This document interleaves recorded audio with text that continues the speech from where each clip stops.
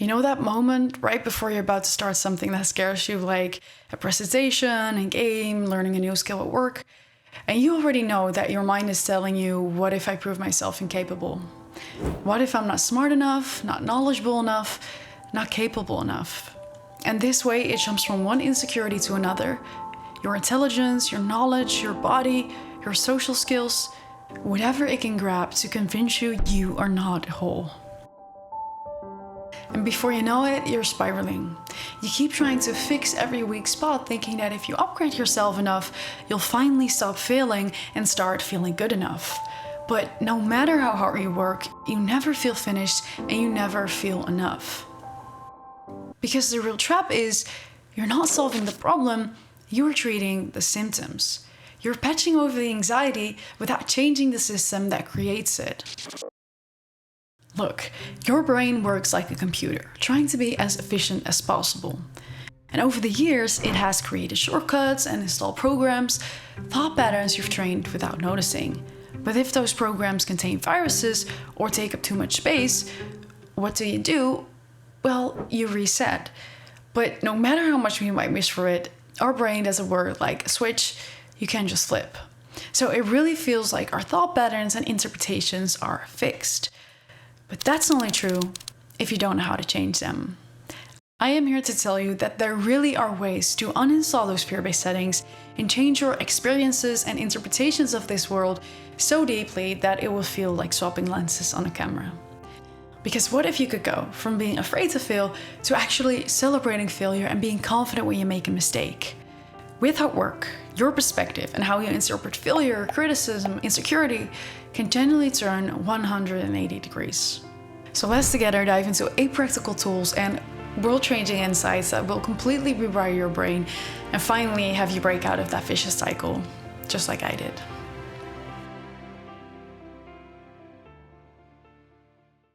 You stay insecure because you keep trying to fix every individual shortcoming.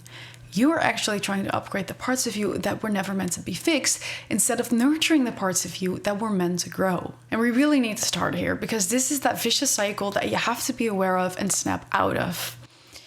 To be fair though, if I had heard this like 5 years ago, I probably also would have said something like, yeah, no, if you're not gonna help me with my specific problem, you're not gonna help me because right now I am too clumsy and incapable to fit in this society.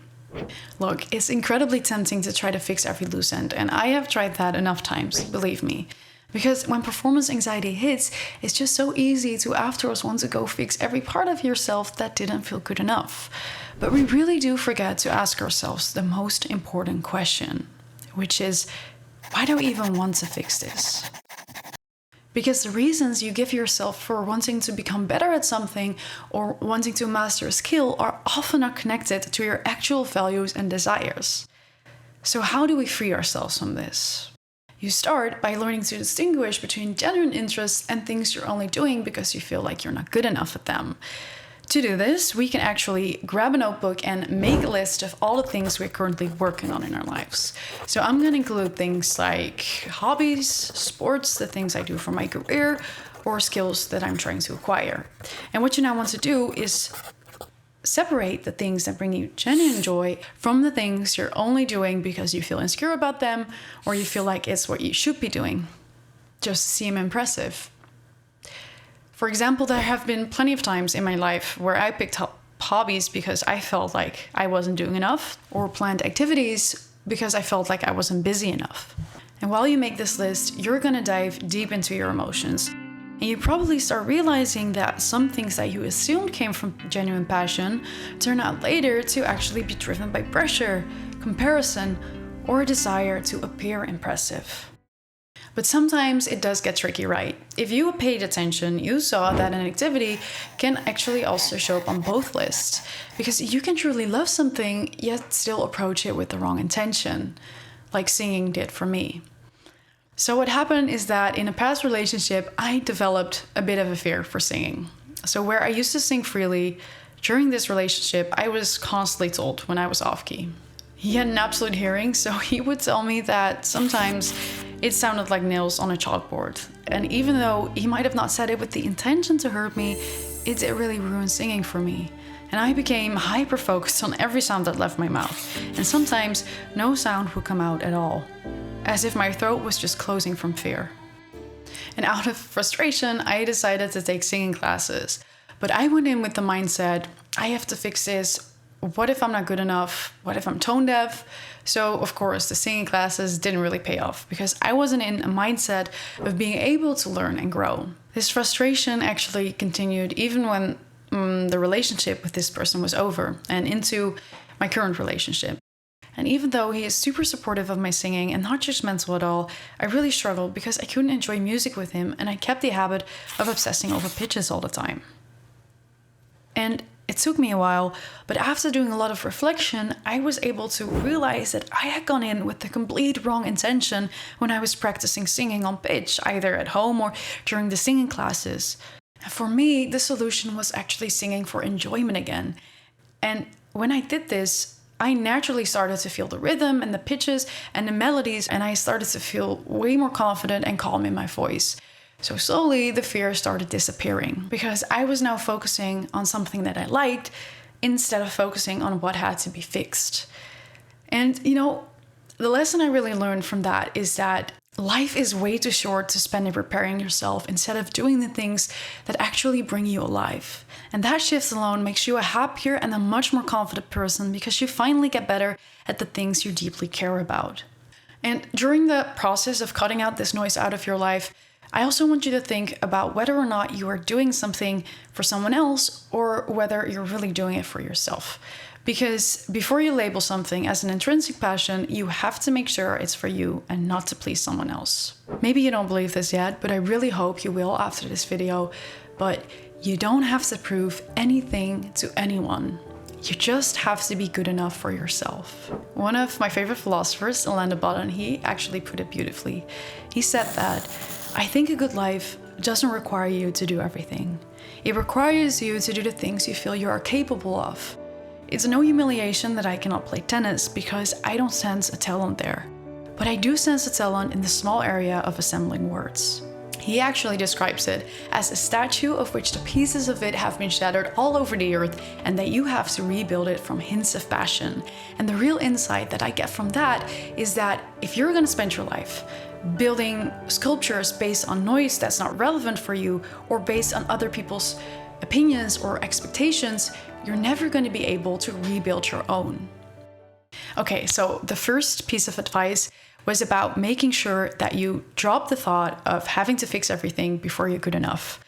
The largest part of the remaining advices are about changing world perspectives. But the thing is, if I just tell you this, you might as well forget it the next day, right? So we're first going to make sure the lenses stick. So that brings me to my next point. Your brain can be trained like a muscle, and every thought you challenge becomes a new neural path that your mind learns to follow. Your thoughts are your mental diet, and just like your physical health, your emotional health depends on what you feed it. You can't expect to feel less anxious or less self-critical if your mind is running on a constant stream of negative commentary.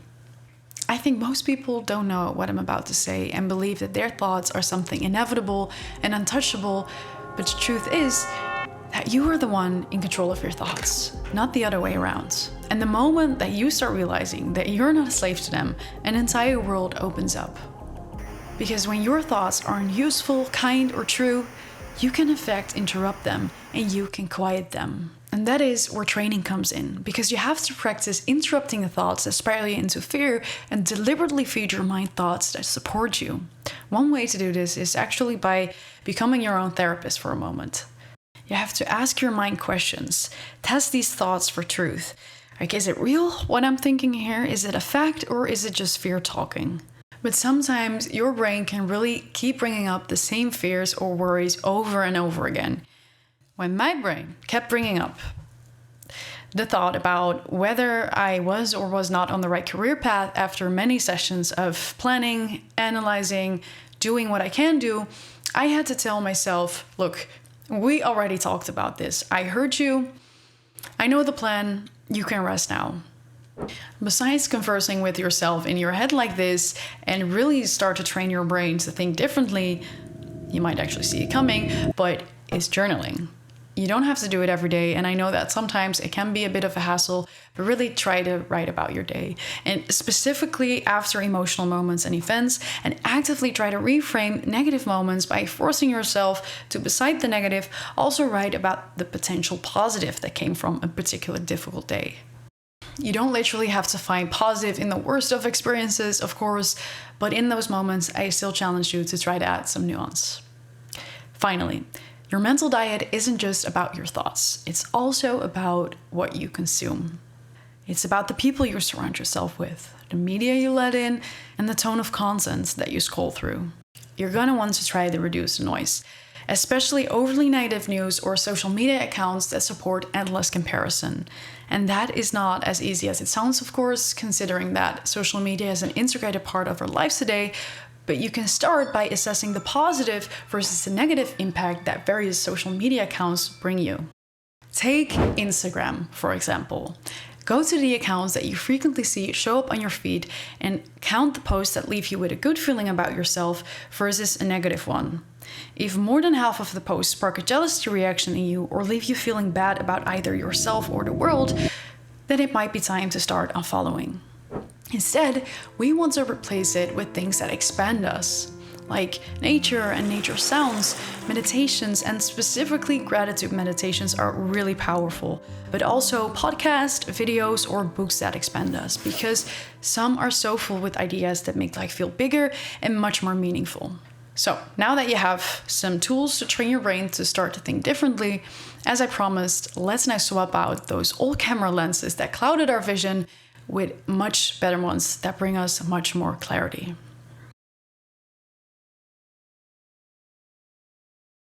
Realize that there is no universal reality, and your shame comes from thinking that everyone is supposed to know or be good at the same things. But your gaps just mean you live differently. Have you ever been in a situation when you were passionately talking about music with someone, perhaps in a group of friends or with someone you were dating, and then a random artist name gets dropped, and suddenly a thought pops up in your head? I don't know who this is, but isn't it like super embarrassing if I don't pretend to know?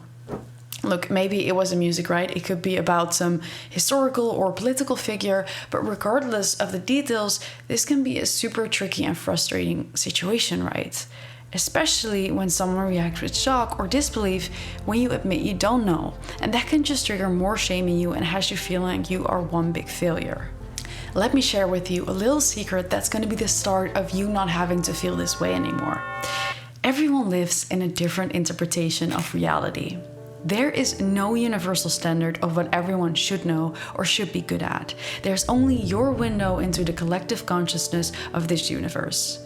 So those thoughts you have, like, I should know this, it's so embarrassing that I cannot do this, or everyone else knows this but me, they aren't facts. Yes, they can be someone's perspective, but they're definitely not everybody's, and they for sure don't have to be yours. Let me show you how to shift this. Whenever someone points out one of your shortcomings, ask yourself, is it actually bad to not know something?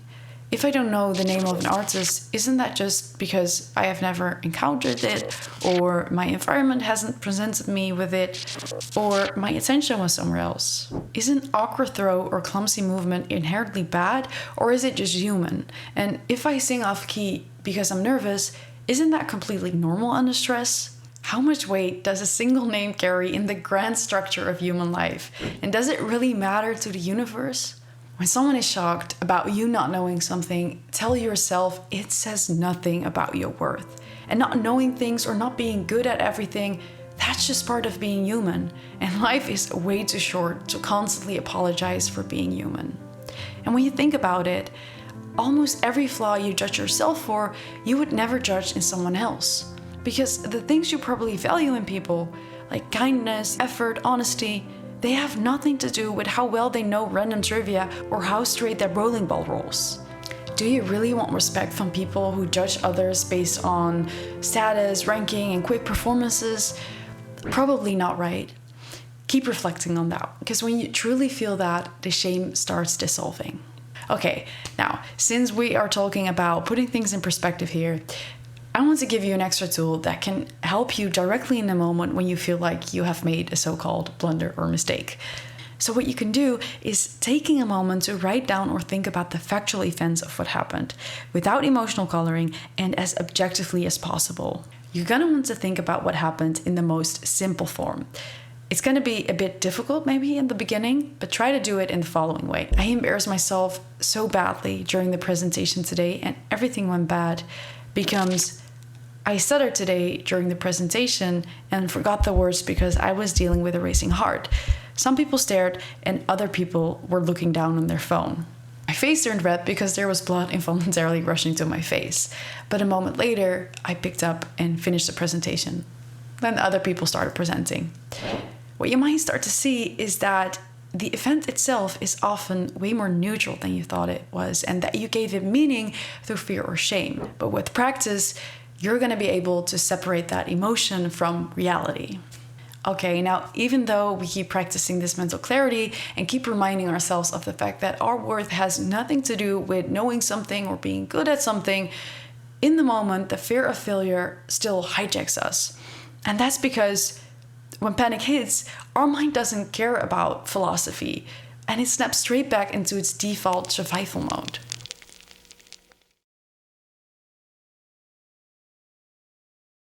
You panic because your mind jumps to the outcome, not the action. Redirect your thoughts from the future to the task in front of you. Let's start with a little example here. A person out bowling. Tell me where the inner monologue of the person is going wrong. I have to throw straight or it's going in the gutter again. I'll miss all the pins and the people on the left are watching. They'll see that I have 0 on the board again after 3 turns. Did you guess it? The reason why this is an unhelpful thought pattern is because the person is entirely focused on the outcome and the imagined consequences, not on the action itself. And here's the truth. Fear lives in the future. Focus lives in the present. And this is exactly what top athletes, performers, surgeons, writers, and public speakers know. They train their focus to stay in the moment, the breath, the movement, the single action in front of them. And you can actually train this too in tiny everyday situations. Whenever you're doing something that makes you tense, bring your attention fully into the one action you're performing. So consciously try to switch off thoughts about what others might think, what could go wrong, and what the outcome might mean. Okay, this is gonna sound a bit silly, but to really understand what I'm talking about, you can try something very simple. Throwing a ball into a cup. But here's the rule. You can only throw when you're fully in the moment. You have to feel the ball, see the distance, and isolate the cup. So you don't want to throw when you're rushing, and you also don't want to throw when your mind is halfway into a scenario of a poor throw. You have to replace the thought with presence. Throw then and only then. It's something very simple, of course, but you can actually use the same technique in any moment when you feel a lot of tension and a lot of pressure to perform. Now, if you are the kind of person who really freezes right in the moment when you have to perform, there's something else that you can do to really train this, and that's meditation. It literally trains the exact mental muscle you need here, the ability to interrupt the river of thoughts and return to the present moment. It teaches you how to notice a thought without drowning in it, to step out of the spiral, and how to land back in your breath and your body. You can kind of think of it as your brain doing reps in the gym. It's not going to go perfectly, of course, in the beginning, and your mind is going to wander, but the very act of you bringing your attention back to the present and to your breath, that is what actually grows your mind stronger. And I really do see the results of it. Recently, I had to substitute teach a group of 8th graders, and they were very chaotic, and I couldn't really get them under control. They weren't listening to me. And then halfway through, another teacher walked in and just stood there to observe me for a pretty long time. I had to correct the kids constantly and redirect them, and I could now feel myself starting to blush. But what I now was able to do is actually pause for a second and ground myself. And then I focus entirely on the next instruction that I had to give the kids, not on the observer and not on what it meant. Now, did it suddenly go perfectly? No, but the blushing did go away and I felt way more strong in my voice and just felt stronger and more calm overall. And adding to that, if things do go wrong, we should really try to accept it as part of living, because mistakes aren't fatal, they're universal. Someone drops a tray of glasses, someone else forgets their words during a presentation, and another might screw up a business sale. It feels enormous in the moment, but in reality, it barely moves the universe. Now, maybe you might say, okay, but what if I have to do something that really does have consequences if I do it wrong? Like if you have to park your car and you're worried you're going to damage your own car or somebody else's. Well, in that case, try to really focus on what you can do. Choosing the easier parking spot, taking your time, letting people wait, and if someone is next to you, you can just ask them for help. Because asking for help isn't weakness, it's actually courage. But something that you might actually want to know about as well is the Benjamin Franklin effect. It's the phenomenon where a person who has done a favor for someone is more likely to like that person more afterwards. So you can actually use that in your favor by being less careful with asking for help. And even if something goes wrong in a way that does really matter, then okay, that's simply what happens. Fix what you can fix and apologize where you can apologize, but don't punish yourself forever for something you can't undo. History is actually full of enormous mistakes, like navigational errors, medical misjudgments, and failed experiments. And yet, from those mistakes came new insights, new systems, and new knowledge. So as long as you keep reflecting and keep acting with good intentions, you're doing exactly what you're supposed to do. Okay, so summing up, living in the moment really helps. But there's another interesting perspective shift that goes even deeper when it comes to performance anxiety, especially when feeling anxious upfront an activity. And it's this: what if failing isn't something to avoid, but something to use? So celebrate your failures, because each mistake is an investment into your future confidence. Here's the problem. We talk about failing as if it's always something negative and always something to avoid.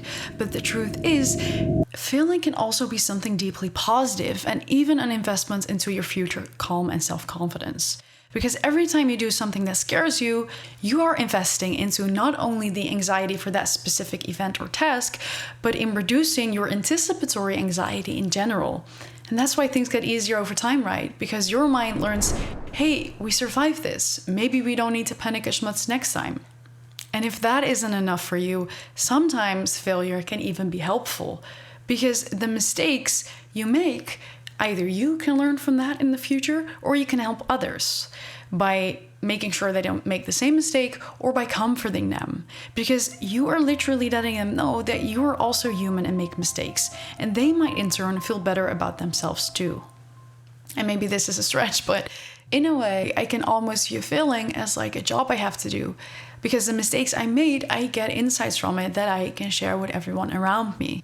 And let me tell you that I have seen such a shift in the way my mind thinks. Because now, when I make a mistake, my mind does go like, okay, but what good can I do with this mistake? Who or what could it be beneficial for?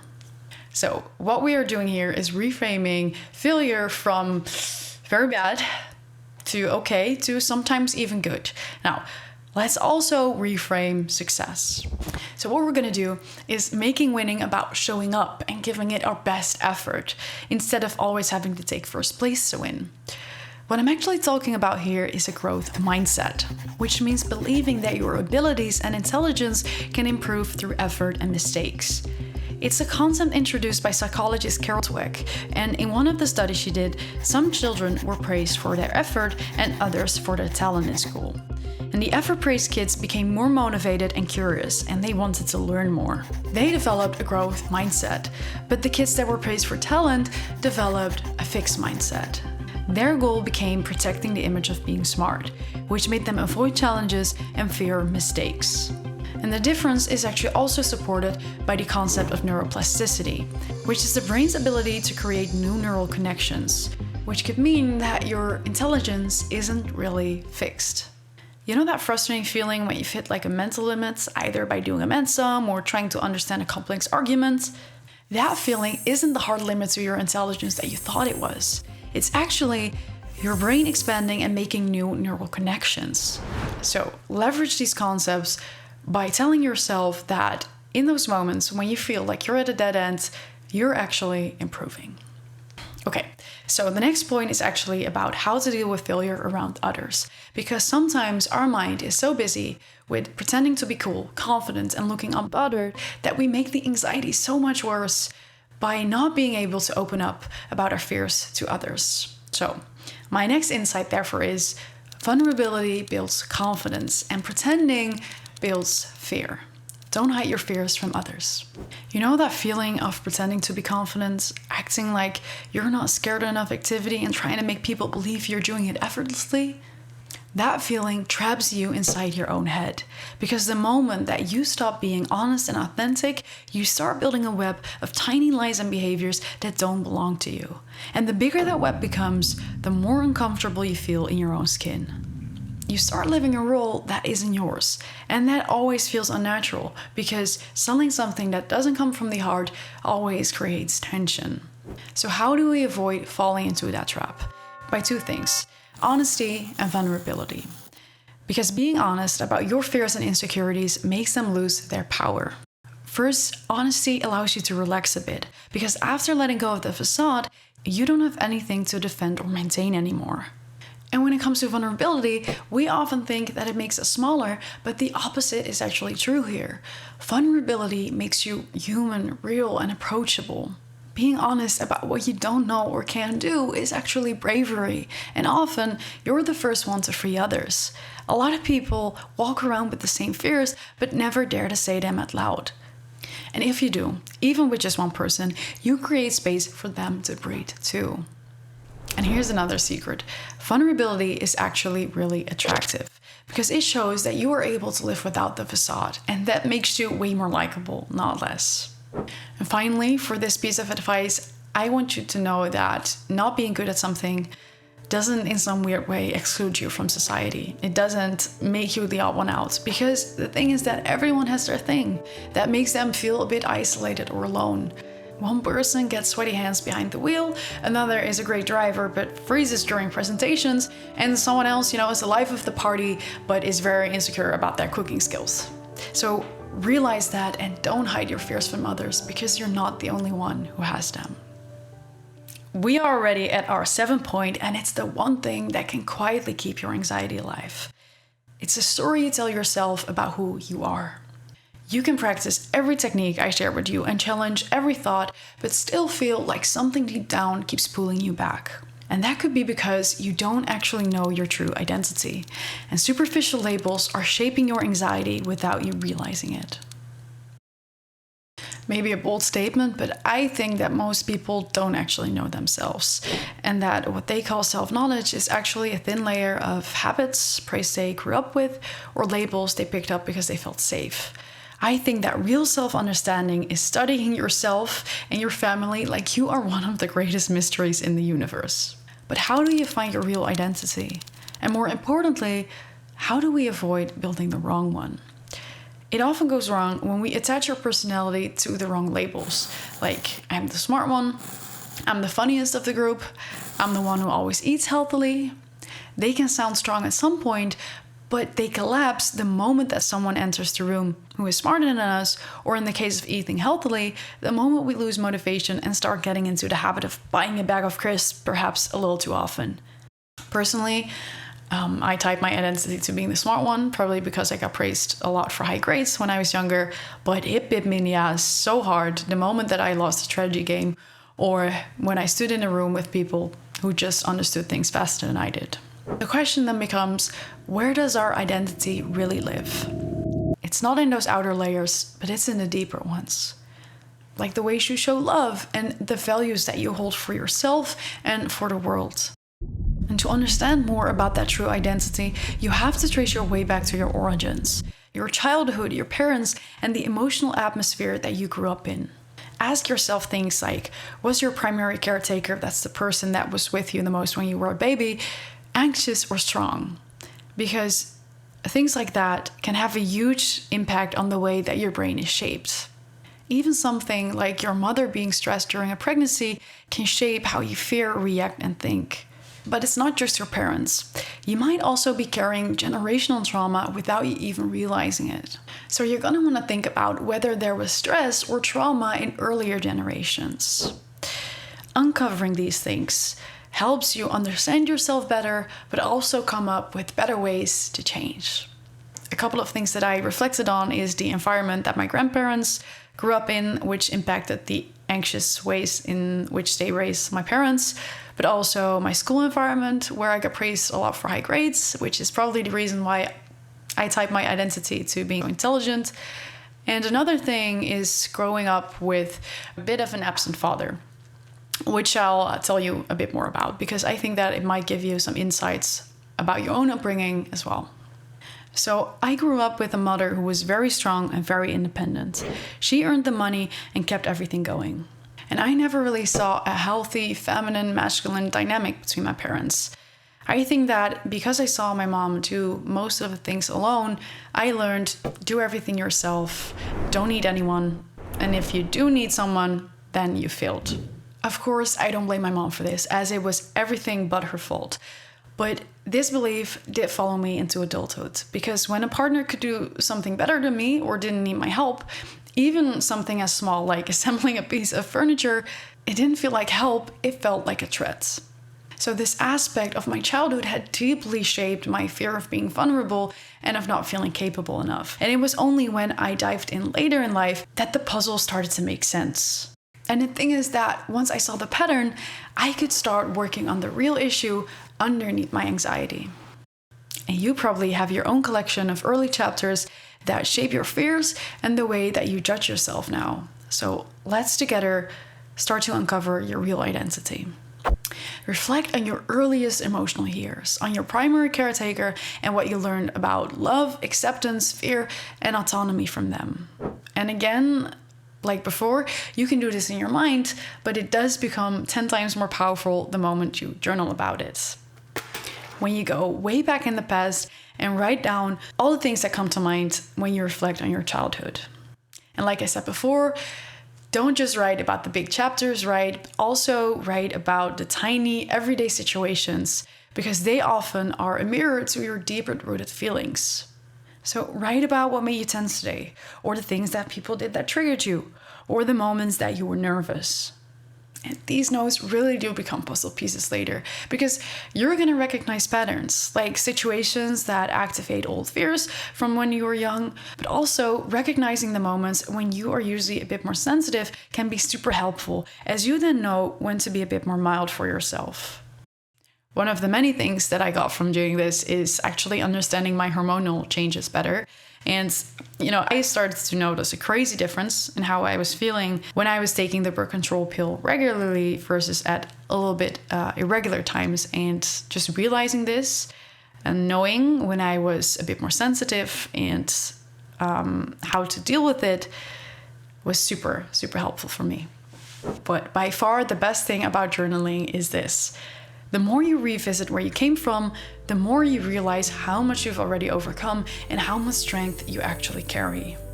But that process can hurt, right?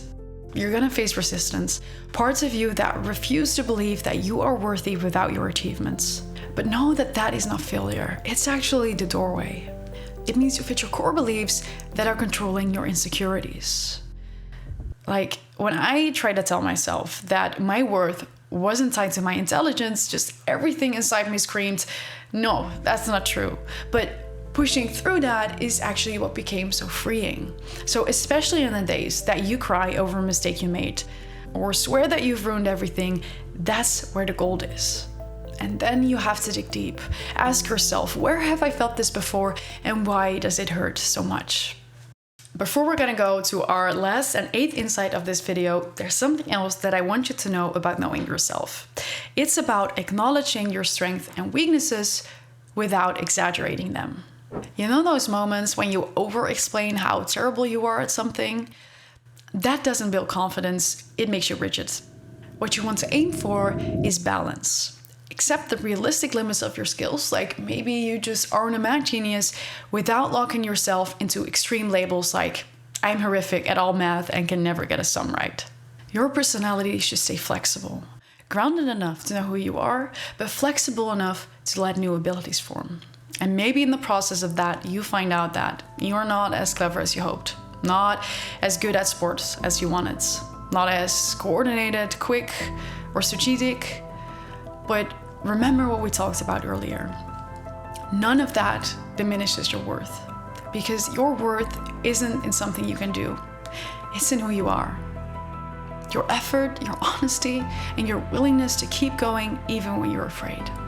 When you accept, even when it feels difficult, that you are valuable despite everything you're not, something shifts. A calmness appears that's no longer dependent on your achievements. Okay, now that we have gone this deep within ourselves, it's time for our last piece of advice. It's the one that makes fear finally loosen its grip. The moment that you realize just how small your fears are compared to the much bigger universe that you live in. So your fear feels huge because your world is so small. Expand your perspective. Think of a boy dropping a whole tray of glasses during his work shift. In that moment, it feels to him as if the whole universe collapses with the glasses. That everyone in the restaurant will never forget it, and that galaxies across space will document his catastrophic failure 2 billion years from now. When you picture it like that, it sounds absurd, right? But the thing is that these thoughts are actually your mind lying to you. The truth is that your mistakes really are not that important, because the world is simply too big for your failures to break it. And even though you might understand that logically when you think about it, in the moment your mind still panics, right? So the question is, how do we make sure this perspective lasts? We step outside ourselves. Spend time around animals, trees, the sky, and stars, because they remind you that life doesn't revolve around you. A bird in the forest has absolutely no emotional investment in your embarrassing moment. It sings simply because that's what it does. Also, you're really going to benefit from reflecting on life, on death, and just the way in which every being on this planet is connected. I have a lot of books that have helped me do this, but there's one in particular that has really helped me, and that is Man's Search for Meaning by Viktor E. Frankl. In this book, he describes his experiences in a concentration camp, and he shows that even in the darkest of conditions, humans can still find meaning through perspective.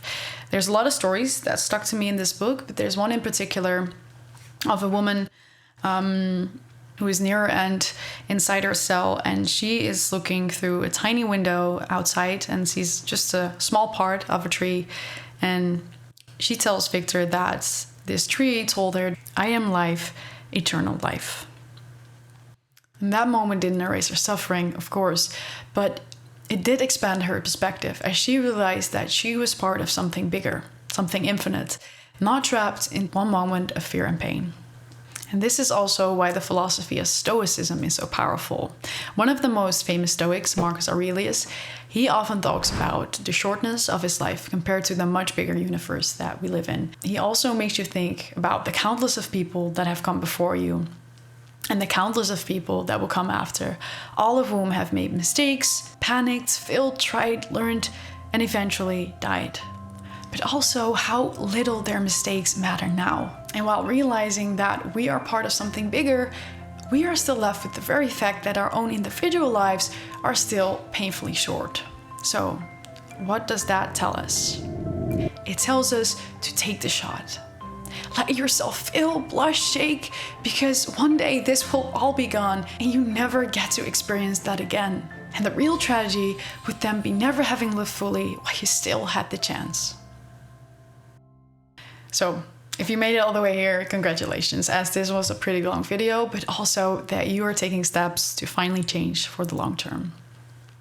But hearing all of this once isn't enough, right? Because information without action fades. So don't worry, I have put everything together so you don't have to go all the way back. And I've made 2 simple sheets where I've put all the practical tools and the insights. So take a picture so you can save it for later. And all that's left for me to say now, I guess, because this is my first video, so I haven't done this before, is to thank you and that I hope to see you in the next video. And if you like this, give me a like or subscribe to my channel, because I'm just starting out on this journey and I really, really appreciate your help. Okay, thanks.